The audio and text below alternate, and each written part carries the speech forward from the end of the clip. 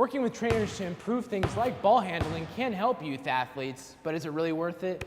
Prices for training can be high. The Diamondbacks pitching staff is in the top 10 in multiple categories, including wins above replacement, ERA, and strikeouts per 9 innings. $178 million is what it costs for the redevelopment of Phoenix Raceway. The track has been under construction for several months now and is expected to be fully completed by November of 2018. Although Jones and Robertson downplayed pitching in the 8th compared to the 9th, pitching coach Don Cooper said playing in the setup role can be harder than closing the game. According to the American Cancer Society, about 1 in 7 men will be diagnosed with prostate cancer, and about 1 in 39 men will die from it. With multiple top 100 recruits on your team or on the roster this season, how do you think they're going to help improve the team? Well, good energy, young guys.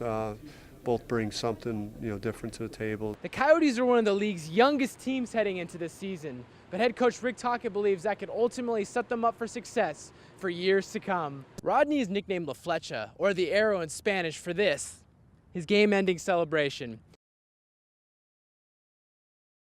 The Arizona League Giants are full of players trying to make names for themselves, but one already has a last name well known to baseball fans in the state. Jacob Gonzalez, the 6'4" hitting machine, is the son of Diamondbacks 2001 World Series hero Luis Gonzalez. He's grown up in a big league locker room his whole life, so just at an early age he always wanted to come to the ballpark, be around the players, be in the locker room. He never forced it on me, but I'd go out there and we'd play around in the outfield at all the major league stadiums, and he'd let me hit in the outfield and everything and hang out in the clubhouses, and I guess that's just how I grew to love the game. The San Francisco Giants selected Jacob in the 2nd round of the 2017 MLB draft in June after a standout career at Chaparral High School in Scottsdale. However, Jacob previously committed to Texas Christian University, so he had to choose college or the minors. He chose the Giants.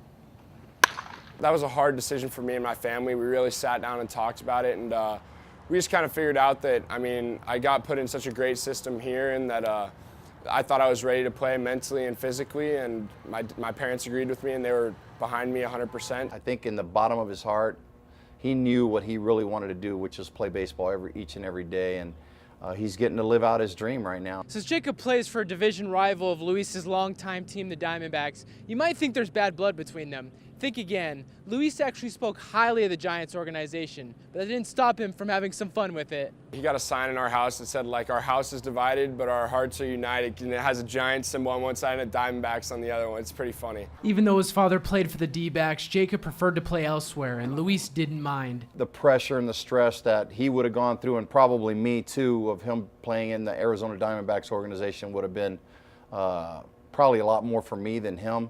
So things work out for a reason. Things have worked out so far. Jacob started the summer off as hot as the temperature in his first phase of the minors and has remained a consistent force in the lineup. He has been one of the league's best hitters all summer. I just came out here and I told myself that I was going to keep my same approach, try and be as aggressive as possible, and still look for a pitch that I wanted to hit, and it worked out well for me to start out. At 19 years old, Jacob is rapidly establishing himself as a talented hitter, thus far living up to his famous last name well. In Scottsdale, Kyle Wilcox, Cronkite News. Diamondbacks and Padres are proud to welcome Michael Milken. Michael Milken was only 45 years old when he was diagnosed with prostate cancer. He was told that he only had about 18 months to live. That was in 1993. Today, Milken is alive and well, and he is the founder of the Prostate Cancer Foundation. One way his foundation found to spread awareness of the cancer was through baseball. Their motto, keep dad in the game. We thought about what's the great American pastime, baseball. Go out to the game, and concept was keep dad in the game. Go out with your dad, your grandfather, your uncle, your coworker, your buddy, and remind him to get tested for prostate cancer. Milken's foundation and the MLB created the Home Run Challenge, which allows fans to donate money each time a home run is hit from June 1st to June 18th. All the donations go towards funding research. One fan of the Home Run Challenge is Arizona Diamondbacks President and CEO Derek Hall. He too was diagnosed with prostate cancer in his 40s. It's always shocking when you're first diagnosed with cancer. It was a shock for our family. Fortunately, I had a big enough, family and resource around me. Like Milken, Hall decided to become a proponent to prostate cancer awareness. He pushes for early testing in all men, especially with Father's Day nearing. You're often going to hear, wait till you're 50 and go in to get tested. Well, in my case, I was diagnosed when I was 42. You know, Michael Milken tonight talked about being 45. So it can happen at any age, and the most important thing is to get a marker, and that's why Father's Day, that's why the Home Run Challenge really delivers that message. According to the American Cancer Society, 1 in 7 men will be diagnosed with prostate cancer, and about 1 in 39 men will die from it. Dr. Alan Bryce, an oncologist here at the Mayo Clinic, discussed the best way to try to combat the cancer. We still haven't come up with anything dietary that dramatically lowers the risk of prostate cancer, apart from maintaining a healthy lifestyle in the first place. Dr. Bryce also echoed Hall in the importance of early testing. Until we develop something to prevent it, the most important thing to do as a next step is to find it early and treat it early before it gets out of hand. Prostate cancer is a serious issue, but there is hope. The 5-year survival rate for those diagnosed with prostate cancer is 99%, according to the American Cancer Society. In Phoenix, Kyle Wilcox, Cronkite News. A familiar face returns to the Suns in a different role. A hot bat joins the D-backs lineup. ASU welcomes new Hall of Fame inductees, and the Phoenix Mercury determined to succeed without Brittany Griner. Welcome everybody to Cronkite Sports Now on Facebook Live. I'm Kyle Wilcox. Good evening and welcome to Cronkite News on Arizona PBS. I'm Kyle Wilcox. In the last month, a total of 52 people were rescued from flash floods. In response, state officials are launching a campaign to increase flooding awareness statewide.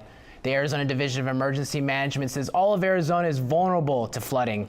Residents are advised to keep emergency supplies handy, have a family communication plan, and stay updated with emergency plans at work and school. Cronkite News reporter Kyle Wilcox joins us to talk about the business of youth sports. Kyle, exactly how big is the youth sports industry? It's a big business, Annika, a $7 billion business. A 2011 ESPN study found that 73% of 21.5 million kids who participated in sports were between the ages of 6 and 14. One internship program in particular looks to give Native American students the chance to learn firsthand how tribal lands and the government work together. Reporter Emma Lockhart is live in our DC bureau with more on the 2 Arizona interns she caught up with. Jones and McDonough will work together on basketball-related matters for the Suns, including the draft, free agency, and trades.